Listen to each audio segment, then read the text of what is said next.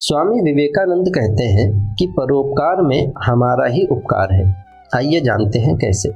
ये विचार करने के पहले कि कर्तव्य निष्ठा हमें आध्यात्मिक उन्नति में किस प्रकार सहायता पहुंचाती है, मैं आप लोगों को संक्षेप में यह भी बता देना चाहता हूं कि भारतवर्ष में जिसे हम कर्म कहते हैं उसका एक दूसरा पहलू और कौन सा है। जैसे प्रत्येक धर्म के 3 विभाग होते हैं, प्रथम दार्शनिक, दूसरा पौराणिक और तीसरा कर्मकांड। दार्शनिक भाग तो असल में प्रत्येक धर्म का सार है और पौराणिक भाग इस दार्शनिक भाग की व्याख्या स्वरूप है, जिसमें महापुरुषों की कम या अधिक काल्पनिक जीवनी तथा अलौकिक विषय संबंधी कथाओं और आख्यायिकाओं द्वारा इसी दर्शन को उत्तम रूप से समझाने की चेष्टा की गई है। और कर्मकांड इस दर्शन का और भी स्थूल रूप है, जिससे वो सर्वसाधारण की समझ में आ सके। वास्तव में अनुष्ठान दर्शन का ही एक स्थूलतर रूप है और यह अनुष्ठान ही कर्म है। प्रत्येक धर्म में इसकी आवश्यकता है, क्योंकि जब तक हम आध्यात्मिक जीवन में बहुत उन्नत ना हो जाएं, तब तक सूक्ष्म आध्यात्मिक तत्व को समझ ही नहीं सकते। मनुष्य को अपने से ही यह मान लेना सरल है कि वह कोई भी बात समझ सकता है, परंतु जब वह इसे अमल में लाने की चेष्टा करता है तो उसे मालूम होता है कि सूक्ष्म भावों को ठीक ठीक समझना तथा उन्हें हृदयंगम करना बड़ा ही कठिन है। इसीलिए तो प्रतीक विशेष रूप से सहायक होते हैं। प्रतीक के द्वारा सूक्ष्म विषयों को समझने की जो प्रणाली है, उसे हम किसी भी प्रकार त्याग नहीं सकते। अत्यंत प्राचीन समय से ही प्रतीकों का उपयोग प्रत्येक धर्म में होता रहा है। एक दृष्टि से कहा जाए कि हम प्रतीक के बिना किसी बात को सोच ही नहीं सकते, तो ठीक बात ही है। जैसे शब्द भी तो हमारे विचारों के प्रतीक ही हैं। दूसरी दृष्टि से कहा जा सकता है कि संसार की प्रत्येक चीज प्रतीक के रूप में देखी जा सकती है। सारा संसार ही प्रतीक है और उसके पीछे जो मूल तत्व है वो ईश्वर है। इस प्रकार का प्रतीक केवल मनुष्य द्वारा उत्पन्न किया हुआ नहीं है, और ना ऐसी ही बात है कि एक धर्म के कुछ अनुयायी एक साथ बैठ गए और बस उन्होंने कुछ प्रतीकों की कल्पना कर डाली।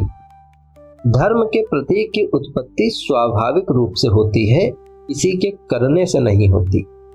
नहीं तो ऐसा क्यों है कि प्रायः सभी मनुष्यों के मन में कुछ विशेष प्रतीक कुछ विशिष्ट भावों से सदा संबद्ध रहते हैं। जैसे कुछ प्रतीक तो सभी जगह पाए जाते हैं। तुम में से अनेकों की यह धारणा है कि क्रॉस का चिन्ह जो है वो सर्वप्रथम ईसाई धर्म के साथ प्रचलित हुआ, परंतु वास्तव में तो वह ईसाई धर्म के बहुत पहले से था। ईसा के जन्म के भी पहले था, वेदों के आविर्भाव के भी पहले था, यहाँ तक कि मानवीय कार्यकलापों का किसी प्रकार का इतिहास लिपिबद्ध होने के पहले से ही विद्यमान था। एजेटिकस और फिनिशियंस जातियों में भी इसकी मौजूदगी का प्रमाण मिलता है। प्रायः प्रत्येक जाति में इसका अस्तित्व था। इतना ही नहीं, बल्कि ऐसा भी प्रतीत होता है कि क्रॉस पर लटके हुए महापुरुष का प्रतीक लगभग प्रत्येक जाति में प्रचलित था। इसी प्रकार सारे संसार में वृत्त भी एक उत्कृष्ट प्रतीक माना जाता है। फिर इसके अतिरिक्त सारे संसार में सबसे अधिक प्रचलित स्वास्तिक भी एक प्रतीक रहा है। एक समय ऐसी धारणा थी कि बौद्ध इसे अपने साथ साथ सारे संसार भर में ले गए, परंतु पता चलता है कि बौद्ध धर्म के सदियों पहले कई जातियों में इसका प्रचार था। जैसे प्राचीन बेबीलोन तथा मिस्र देश में भी ये पाया जाता था। तो इन सब से क्या प्रकट होता है? यही कि ये सब प्रतीक केवल काल्पनिक या स्वेच्छाकृत ही नहीं थे, इनका कोई न कोई विशेष कारण अवश्य रहा होगा। उनमें तथा मानवीय मन में कोई स्वाभाविक संबंध जरूर रहा होगा। इसी प्रकार भाषा भी कोई कृत्रिम वस्तु नहीं है जिसे बनाया जा सके। ऐसी बात नहीं कि कुछ लोगों ने एक साथ बैठकर यह तय कर लिया कि कुछ विशेष भाव कुछ विशेष शब्दों द्वारा प्रकट किए जाएं और बस भाषा की उत्पत्ति हो गई। नहीं, भाषा की उत्पत्ति इस प्रकार नहीं हुई। कोई भी भाव अपने अनुषांगिक शब्द बिना नहीं रह सकता और ना कोई शब्द ही अपने अनुषांगिक भाव के बिना रह सकता है। तो शब्द और भाव स्वभावतः अविच्छेद है। भावों को प्रकट करने के लिए शब्द प्रतीक अथवा वर्ण प्रतीक किसी का भी व्यवहार किया जा सकता है। गूंगों और बहरों को शब्द प्रतीक किसी प्रकार से सहायता नहीं पहुंचा सकता, उन्हें किसी दूसरे प्रतीक की सहायता लेनी पड़ती है। मन में उठने वाले प्रत्येक विचार का एक दूसरा अंश भी होता है और वह है आकृति। इसे संस्कृत दर्शन में नाम रूप कहते हैं। जिस प्रकार कृत्रिम उपाय द्वारा एक भाषा नहीं उत्पन्न की जा सकती, उसी प्रकार कृत्रिम उपाय से प्रतीक का निर्माण भी नहीं किया जा सकता। संसार में कर्मकांड के सहकारी जो जो प्रतीक हैं, वे मानव जाति के धार्मिक विचारों के एक एक बाह्य रूप है। यह कह देना बहुत सरल है कि अनुष्ठानों, मंदिरों तथा अन्य बाह्य आडंबरों की कोई आवश्यकता नहीं, और यह बात तो कल का एक छोकरा भी कहा करता है।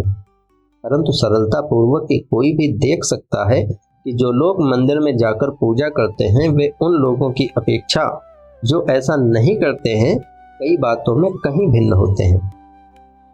भिन्न भिन्न धर्मों के साथ जो विशिष्ट मंदिर, अनुष्ठान और अन्य स्थूल क्रियाकलाप जड़े हुए हैं, वे उन धर्मावलंबियों के मन में उन सब भावों को जागृत कर देते हैं जिनके ये मंदिर, अनुष्ठान आदि स्थूल प्रतीक स्वरूप है। इसलिए अनुष्ठानों एवं प्रतीकों को एकदम उड़ा देना भी उचित नहीं है। इन सब विषयों का अध्ययन एवं अभ्यास स्वभावतः कर्मयोग का ही एक अंग है। इस कर्मयोग के और भी कई पहलू हैं, जिनमें से एक है भाव तथा शब्द। तो इनके संबंध को जानने एवं यह भी ज्ञान प्राप्त करना कि शब्द शक्ति से क्या क्या हो सकता है, ये कर्म योग का अंग है। प्रत्येक धर्म शब्द की शक्ति को समझता है। यहाँ तक कि किसी किसी धर्म की तो यह धारणा है कि समस्त सृष्टि शब्द से ही निकली है। ईश्वर के संकल्प का बाह्य आकार शब्द है, और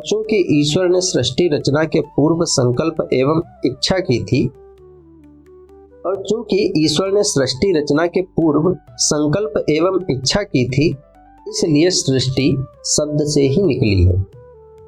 इस जड़वाद में जीवन के कोलाहल में हमारे स्नायुओं में जो भी जड़ता आ गई है, ज्यों-ज्यों हम बूढ़े होते जाते हैं और संसार की ठोकरें खाते जाते हैं, त्यों-त्यों हम में अधिकाधिक जड़ता आती जाती है, और इसके कारण हमारे चारों ओर निरंतर हमारे ध्यान को आकर्षित करने वाली जो सारी घटनाएं होती रहती हैं, उनके प्रति हम उदासीन रहकर उनसे कोई शिक्षा ग्रहण ही नहीं कर पाते। परंतु कभी कभी ऐसा भी अवश्य होता है कि मनुष्य का स्वाभाविक भाव प्रबल हो उठता है और हम इन सांसारिक घटनाओं का रहस्य जानने का यत्न करने लगते हैं तथा उन पर आश्चर्यचकित भी हो जाते हैं। इस प्रकार आश्चर्यचकित होना ही ज्ञान लाभ की पहली सीढ़ी है। शब्द के उच्च दार्शनिक तथा धार्मिक महत्व को छोड़ देने पर भी हम देखते हैं कि हमारे इस जीवन नाटक में शब्द प्रतीक का विशेष स्थान है। मैं तुमसे बातचीत कर रहा हूँ, तुम्हें स्पर्श नहीं कर रहा हूँ, पर मेरे शब्द द्वारा उत्पन्न वायु के स्पंदन तुम्हारे कान में जाकर तुम्हारे कर्म स्नायुओं को स्पर्श करते हैं और उससे तुम्हारे मन में असर पैदा होता है। इसे तुम रोक नहीं सकते। भला सोचो तो इससे अधिक आश्चर्यजनक बात और क्या हो सकती है। एक मनुष्य दूसरे को बेवकूफ कह देता है और बस इतने से ही वो दूसरा मनुष्य उठ खड़ा होता है और अपनी मुट्ठी बांधकर उसके नाक पर एक भूसा जमा देता है। देखो तो शब्द में कितनी शक्ति है। एक स्त्री बिलक बिलक कर रो रही है, इतने में दूसरी स्त्री आ जाती है और वह उससे कुछ सांत्वना के शब्द कहती है। प्रभाव यह होता है कि वो रोती हुई स्त्री उठ बैठती है और उसका दुख दूर हो जाता है और वो मुस्कुराने भी लगती है। देखो तो शब्द में कितनी शक्ति है। उच्च दर्शन में जिस प्रकार शब्द शक्ति का परिचय मिलता है, उसी प्रकार साधारण जीवन में भी मिलता है। इस शक्ति के संबंध में विशेष विचार और अनुसंधान न करते हुए भी हम रात दिन इस शक्ति को उपयोग में ला रहे हैं। इस शक्ति के स्वरूप को जानना तथा इसका उत्तम रूप से उपयोग करना भी कर्मयोग का एक अंग है। स्वामी विवेकानंद कहते हैं कि दूसरों के प्रति हमारे कर्तव्य का अर्थ है दूसरों की सहायता करना या संसार का भला करना। अब प्रश्न उठता है कि हम संसार का भला क्यों करें।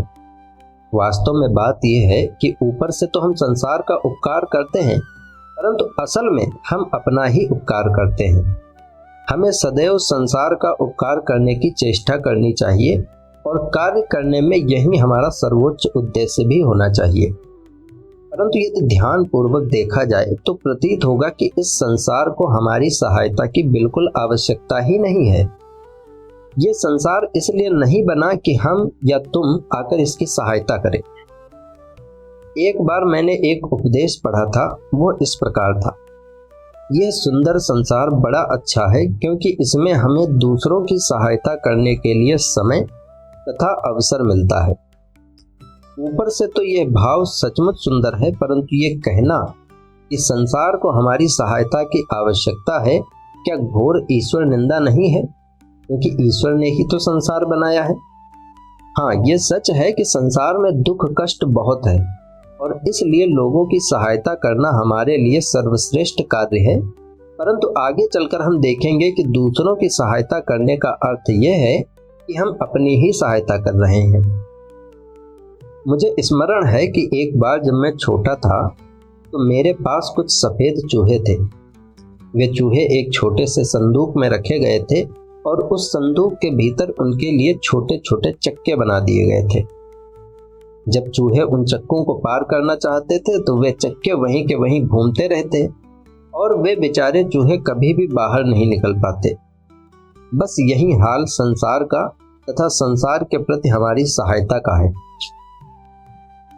उपकार केवल इतना ही होता है कि हमें नैतिक शिक्षा मिलती है।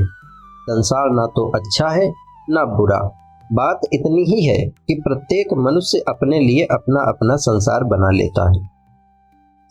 यदि एक अंधा संसार के बारे में सोचने लगे तो वह उसके समक्ष या तो मुलायम या कड़ा प्रतीत होगा अथवा शीत या उष्ण। हम दुख या सुख की समष्टि मात्र हैं।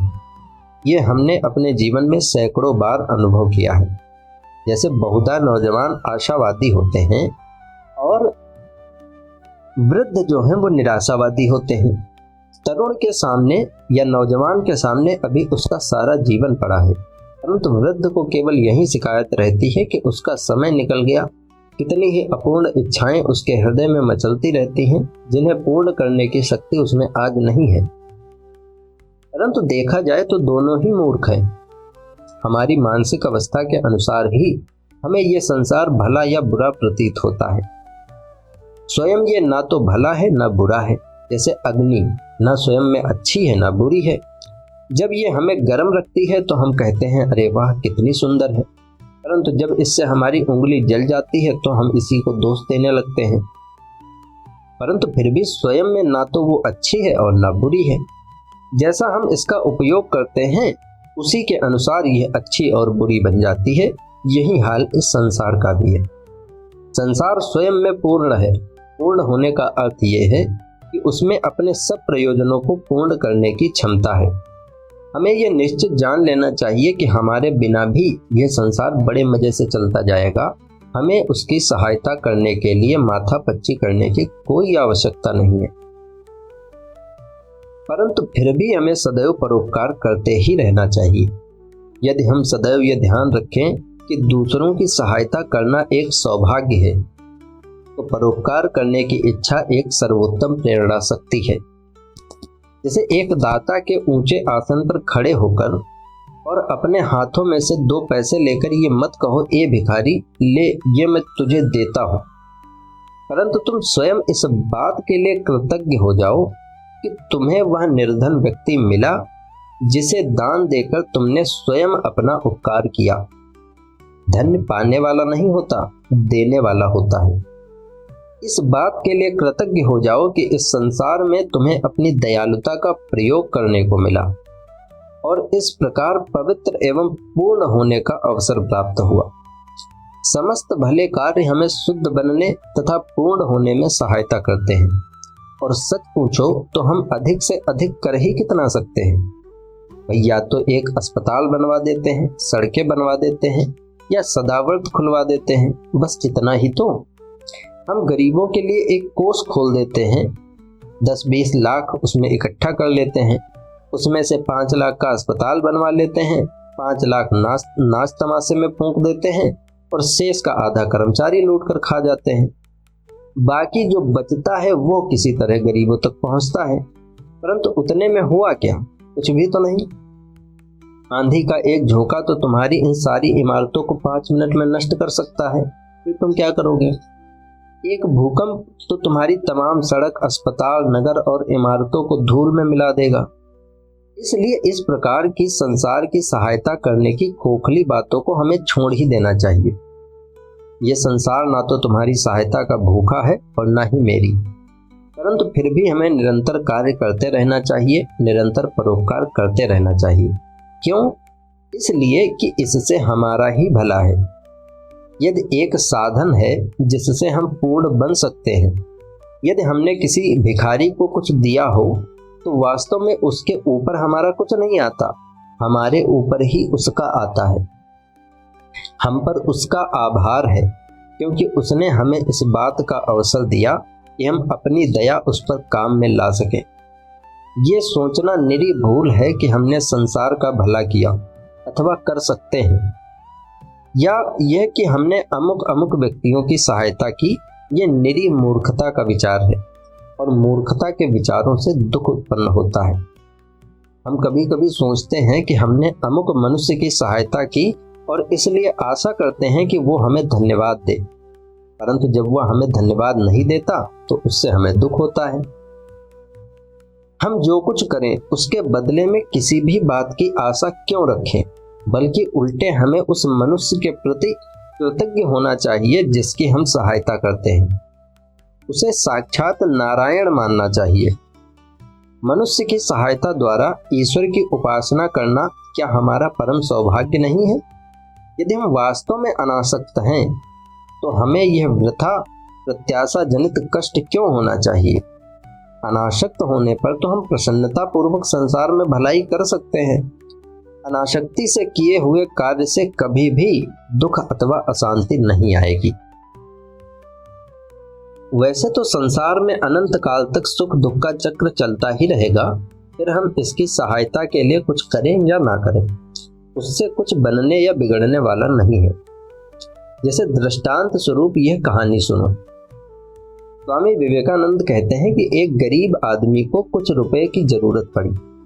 उसे कहीं से ये मालूम हो गया कि यदि वह किसी भूत को अपने वश में कर ले तो वह उससे जो चाहे मंगवा सकता है या जो चाहे उससे काम करवा सकता है। निदान उसे एक भूत ढूंढने की सूझी। वो किसी ऐसे आदमी को ढूंढने लगा जिससे उसे एक भूत मिल जाए, और ढूंढते ढूंढते उसे एक साधु मिले। इन साधु के पास बड़ी शक्तियां थी और उसने उनसे सहायता की याचना की। साधु ने उससे पूछा कि तुम भूत का क्या करोगी? उसने उत्तर दिया, महाराज, मैं भूत इसलिए चाहता हूं कि वो मेरा सब काम कर दे। कृपा करके मुझे उसको प्राप्त करने का कोई तरीका बता दीजिए, मुझे उसकी बड़ी जरूरत है। साधु बोले, देखो, तुम इस झमेले में मत पड़ो और अपने घर लौट जाओ। दूसरे दिन वो आदमी साधु के पास फिर गया और बहुत रोने गाने लगा। उसने कहा, महाराज, मुझे एक भूत दे ही दीजिए, मुझे बड़ी आवश्यकता है इसकी। अंत में साधु कुछ चिढ़ से गए और उन्होंने कहा, अच्छा लो, ये मंत्र लो, इसका जप करने से एक भूत प्रकट होगा और फिर तुम उससे जो काम कहोगे वही करेगा। परंतु देखो, होशियार रहना, ये बड़े भयंकर प्राणी होते हैं, उसे निरंतर काम में लगाए रखना, यदि कभी वो खाली रहा तो तुम्हारी ही जान ले लेगा। तब उस मनुष्य ने कहा, ये कौन सी कठिन बात है, मैं तो उसे इतना काम दे दूंगा कि उसके जीवन भर खत्म ना हो। इसके बाद वो आदमी एक वन में चला गया और मंत्र का जप करने लगा। कुछ देर तक जप करने के बाद उसके सामने विकराल दांतों वाला एक बड़ा भयंकर भूत प्रकट हुआ। भूत ने कहा, देखो, मैं भूत हूँ, तुम्हारे मंत्र ने मुझे जीत लिया है, परंतु देखो, तुम्हें मुझको निरंतर काम में लगाए रहना होगा, क्योंकि ज्यों ही मुझे थोड़ा सा भी अवकाश मिला मैं तुम्हारी जान ले लूंगा। आदमी बोला, ठीक है, जाओ मेरे लिए एक महल तैयार करो। भूत ने जवाब दिया, लो हो गया महल तैयार। आदमी ने कहा, जाओ मेरे लिए धन ले आओ। भूत बोला, लो धन भी तैयार है। फिर आदमी ने कहा, ये जंगल काट डालो और यहाँ एक शहर बसा दो। भूत बोला, लो ये भी हो गया। अब और क्या करूं बतलाओ। अब तो ये आदमी बड़ा घबराने लगा। उसने मन में सोचा, अब तो मेरे पास कोई काम नहीं है। जो मैं इससे करने को कहता हूँ यह प्रत्येक क्षण हर सेकंड में कर देता है।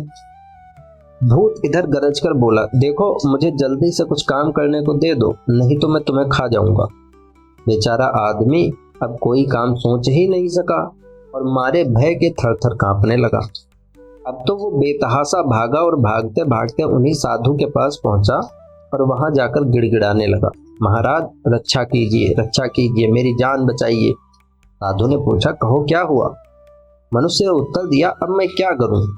अब तो मेरे पास उस भूत को देने के लिए कोई भी काम शेष नहीं है और मैं उससे जो कुछ भी करने को कहता हूँ वह क्षण भर में कर डालता है, और जब उसके पास कोई काम नहीं रह जाता तो मुझे खा डालने की धमकी देता है। इतने में ही वो भूत भी वहां आ गया और कहने लगा, अब तो मैं तुम्हें खा जाऊंगा। और सचमुच उसे खा ही जाता। आदमी मारे डर के कांपने लगा और उसने साधु से अपने प्राणों की भिक्षा मांगी। साधु ने कहा, अच्छा मैं तुम्हें रास्ता बताता हूँ। देखो उस कुत्ते की पूंछ टेढ़ी है, अपनी तलवार निकालो और ये पूंछ काटकर इस भूत को दे दो और उससे कहो कि इसे सीधी कर दे। आदमी ने झट से कुत्ते की पूंछ काट ली और उसे भूत को देकर कहा, लो इसे सीधी करके मुझे दो। भूत ने पूंछ ले ली और उसे बड़ी सावधानी से सीधी किया, पर ज्यों ही उसने उसके सीधेपन को छोड़ा त्यों ही वो फिर से टेढ़ी हो गई। भूत ने दोबारा कोशिश की, परंतु ज्यों ही उसने छोड़ी वो फिर से टेढ़ी हो गई। उसने तीसरी बार भी प्रयत्न किया, परंतु वह फिर से टेढ़ी हो गई। इस प्रकार वो कई दिनों तक उसी पूंछ को सीधा करने में लगा रहा और ये करते करते वो थक गया और बोला, मुझे ऐसा कष्ट तो अपने जीवन भर में कभी नहीं हुआ। मैं एक बड़ा पुराना भूत हूँ, ऐसी मुसीबत में मैं कभी पड़ा ही नहीं।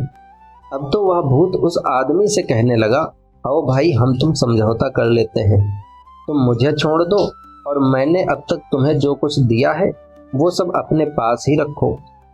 मैं वादा करता हूँ अब तुम्हें किसी प्रकार का कष्ट नहीं दूंगा। यह सुनकर वो आदमी बड़ा खुश हुआ और बड़ी प्रसन्नता पूर्वक उसने इस समझौते को स्वीकार कर लिया। तो इस कहानी से स्वामी विवेकानंद क्या कहना चाहते हैं? वो कहते हैं कि हमारा ये संसार भी बस कुत्ते की टेढ़ी पूंछ के ही समान है। सैकड़ों वर्ष से लोग इसे सीधा करने का प्रयत्न कर रहे हैं, परंतु जब ही वे इसे छोड़ देते हैं त्यों ही ये फिर से टेढ़ा का टेढ़ा हो जाता है। इसके अतिरिक्त और क्या हो सकता है? मनुष्य पहले ये जान ले कि आसक्ति रहित होकर उसे किस प्रकार कर्म करना चाहिए, तभी वह दुराग्रह और मतांधता से परे हो सकता है।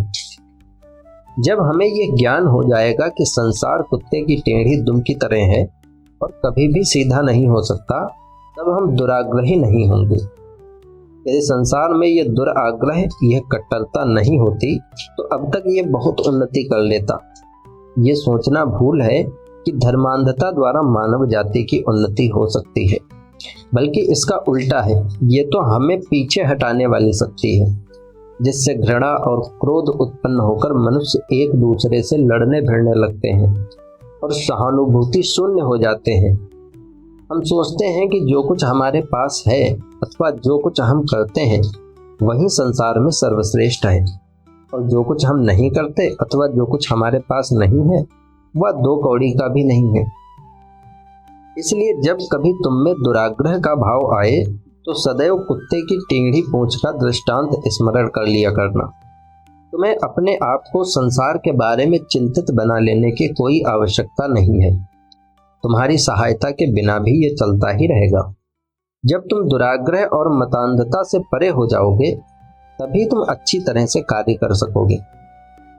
जो ठंडे मस्तिष्क वाला और शांत है, जो उत्तम ढंग से विचार करके कार्य करता है, जिसके स्नायु सहज ही उत्तेजित नहीं हो उठते तथा जो अत्यंत प्रेम और सहानुभूति संपन्न है, केवल वही व्यक्ति संसार में महान कार्य कर सकता है और इस तरह उससे अपना कल्याण भी कर सकता है। दुराग्रही व्यक्ति मूर्ख और सहानुभूति शून्य होता है। वो ना तो कभी संसार को सीधा कर सकता है और ना ही स्वयं ही शुद्ध एवं पूर्ण हो सकता है। स्वामी विवेकानंद कहते हैं कि आज के व्याख्यान का सारांश ये है कि सर्वप्रथम हमें यह ध्यान में रखना चाहिए कि हम ही संसार के ऋणी हैं, संसार हमारा ऋणी नहीं है। ये तो हमारा सौभाग्य है कि हमें संसार में कुछ कार्य करने का अवसर मिलता है। संसार की सहायता करने से हम वास्तव में स्वयं का ही कल्याण करते हैं। दूसरी बात यह है कि इस विश्व के एक ईश्वर है। ये बात सच नहीं कि यह संसार पिछड़ रहा है और इसे तुम्हारी और मेरी सहायता की आवश्यकता है। ईश्वर सर्वत्र विराजमान है, वे अविनाशी, सतत क्रियाशील और जागृत हैं। जब सारा विश्व सोता है तब भी वे जागते रहते हैं। वे निरंतर कार्य में लगे हुए हैं। संसार के समस्त परिवर्तन एवं विकास उन्हीं के कार्य हैं। और तीसरी बात यह है कि हमें किसी से घृणा नहीं करनी चाहिए। यह संसार सदैव ही अच्छे और बुरे का मिश्रण स्वरूप रहेगा। हमारा कर्तव्य है कि हम दुर्बल के प्रति सहानुभूति रखें और एक अन्यायी के प्रति भी प्रेम रखें। यह संसार तो चरित्र गठन के लिए एक विशाल व्यायामशाला है। इसमें हम सभी को अभ्यास रूप कसरत करनी पड़ती है, जिससे हम आध्यात्मिक बल से अधिकाधिक बलवान बनते रहें। और चौथी बात यह है कि हम में किसी प्रकार का भी दुराग्रह नहीं होना चाहिए, क्योंकि दुराग्रह प्रेम का विरोधी है। और बहुधा दुराग्रहियों को तुम ये गाल बजाते सुनोगे कि हमें पापी से घृणा नहीं है, हमें तो घृणा पाप से है। परंतु यदि कोई मुझे एक ऐसा मनुष्य दिखा दे जो सचमुच पाप और पापी में भेद कर सकता है, तो ऐसे मनुष्य को देखने के लिए मैं कितनी भी दूर जाने को तैयार हूँ। मुख से कहना सरल है। यदि हम द्रव्य और उसके गुण में भली भांति भेद कर सके तो हम पूर्ण हो जाएं, पर इसे अमल में लाना इतना सरल नहीं है। हम जितने ही शांतचित्त होंगे और हमारे स्नायु जितने शांत रहेंगे, हम उतनी ही अधिक प्रेम संपन्न होंगे और हमारा कार्य भी उतना ही अधिक श्रेष्ठ होगा।